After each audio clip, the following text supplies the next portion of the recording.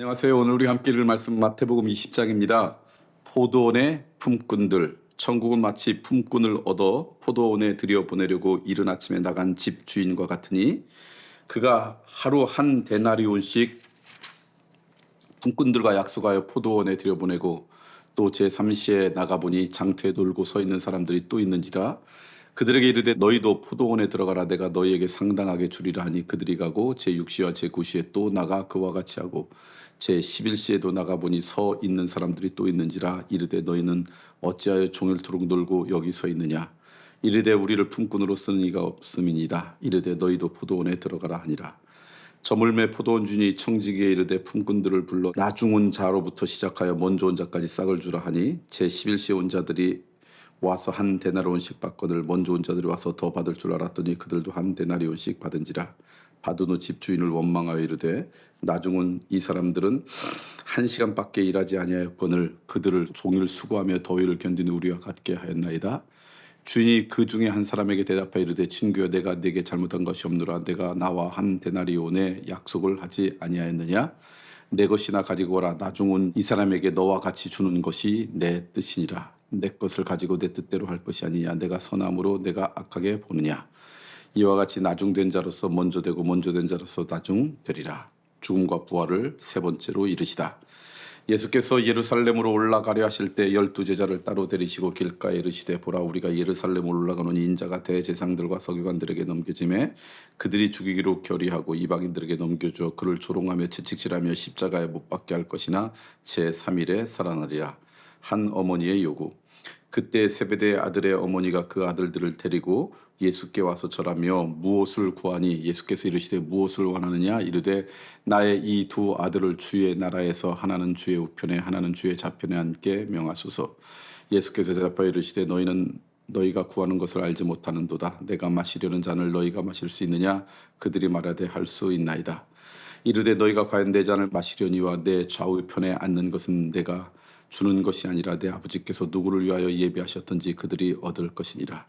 제자들이 듣고 그 두 형제에 대해 분이 여기거늘 예수께서 제자들을 불러다가 이르시되 이방인의 집권자들이 그들을 임의로 주관하고 그 고관들이 그들에게 권세를 부리는 줄을 너희가 알거니와 너희 중에는 그렇지 않아야 하나니 너희 중에 누구든지 크고자 하는 자는 너희를 섬기는 자가 되고 너희 중에 누구든지 으뜸이 되고자 하는 자는 너희의 종이 되어야 하리라. 인자가 온 것은 섬김을 받으려 함이 아니라 도리어 섬기려 하고 자기 목숨을 많은 사람의 대속물로 주려 함이니라. 맹인 두 사람을 고치시다. 그들이 여리고에서 떠나갈 때 큰 무리가 예수를 따르더라. 맹인 두 사람이 길가에 앉았다가 예수께서 지나가신 다음을 듣고 소리질러 이르되 주여 우리를 불쌍히 여기소서. 다윗의 자손이 하니 무리가 꾸짖어 잠잠하라 하되 더욱 소리질러 이르되 주여 우리를 불쌍히 여기소서. 다윗의 자손이여 하는지라.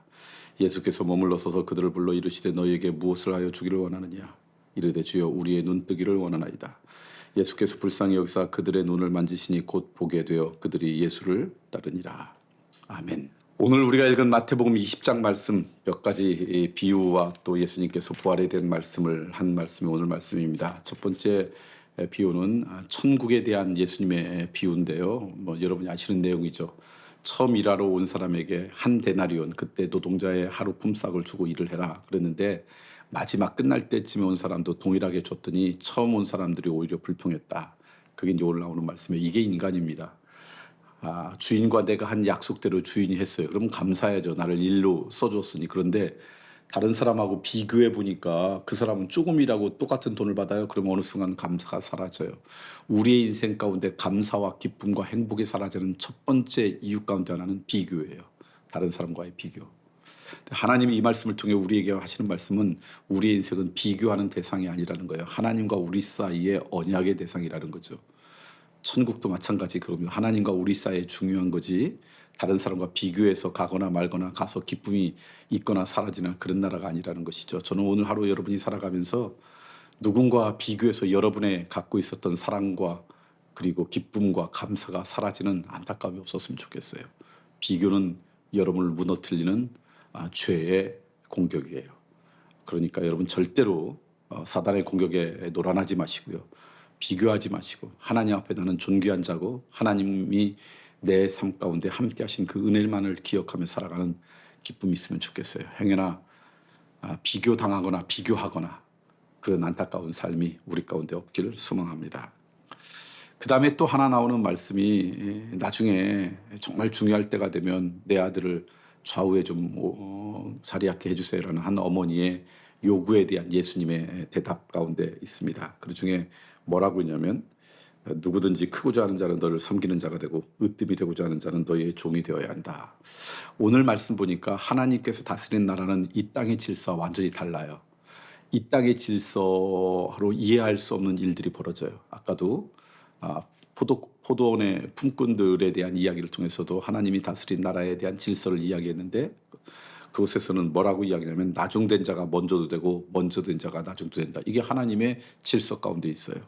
우리의 이 땅의 질서는 먼저 된 자는 평생 먼저고 나중된 자는 평생 나중인데 하나님의 질서는 먼저와 나중이 언제든지 뒤바뀔 수 있다. 또 여기도 마찬가지예요. 진짜 으뜸은 섬기는 자고 그리고 섬김을 받으려고 하는 사람은 오히려 종이 될 수도 있다. 이게 하나님의 다스림이에요. 그러니까 하나님의 은혜와 사랑이 다스린 것은 이 땅의 질서하고 다르다라는 걸 기억하고 여러분 이 땅의 질서로 하나님의 질서를 판단하려고 하지 마시고요. 하나님이 원하시는 이 아름다운 삶을 살아갔으면 참 좋겠다. 정말 여러분이 으뜸이 되고자 하십니까? 섬기는 인생이 되십시오. 하나님 나라의 질서는 바로 그런 것이다 라고 하는 것 기억하고 그렇게 살아가시면 좋을 것 같습니다. 오늘 월요일입니다. 오늘 여러분에게 기도 부탁드리고 싶은 것 중에 하나는 어제 대전에서 목자의 삶이 있었습니다. 목자분들과 함께 시간을 보내는 참 기쁘고 감사한 시간이었는데 오늘은 여러분 우리 교회 대전과 세종인 목자분들을 위해서 기도하면 참 좋겠다.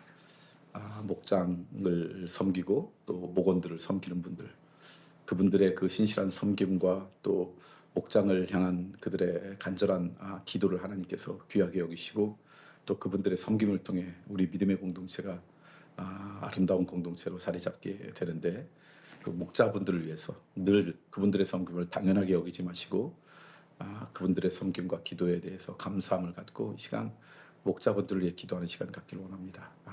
감사합니다 하나님. 저희 목장의 목자로 이분을 허락해 주신 것 감사합니다. 목장에 들어가신 분은 그렇게 기도하시고요. 목장에 들어가지 않으신 분은 대전과 세종에 있는 저희 교회 목자들을 위해서 기도해 주시면 참 감사하겠습니다.